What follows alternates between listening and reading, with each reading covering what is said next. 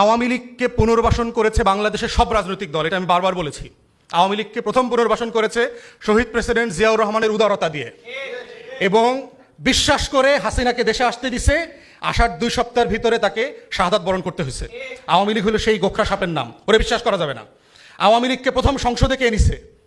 86 সালের নির্বাচনের মধ্য দিয়ে জাতীয় পার্টি নিছে। তৃতীয়বার আওয়ামী লীগকে পুনর্বাসন করছে জামাত, বিএনপি বিরোধী আন্দোলন করে 90-র দশকে। তাকে ক্ষমতায় নেওয়ার ব্যবস্থা করছে 21 বছর পরে। চতুর্থবার আওয়ামী লীগকে পুনর্বাসন করছে 111-এর সরকার, দিল্লি, প্রণব মুখার্জি, বাংলাদেশের বুদ্ধিজীবী বুদ্ধিবেশ্যারা যারা আছে, এই দেশকে যারা কলম দিয়ে লিখে ভুয়া অর্থনীতির থিওরি দিয়ে দিয়ে দেশ বেচার রাজনীতি করে, তারা মিলে করেছে। আওয়ামী লীগকে যারা যারা বিশ্বাস করে পুনর্বাসনের রাজনীতি করেছে, তারা সবাই এই দেশে অভিশপ্তের শিকার হয়েছে। সবাই হয়েছে, সবাইকে মূল্য দিতে হয়েছে বাংলাদেশে।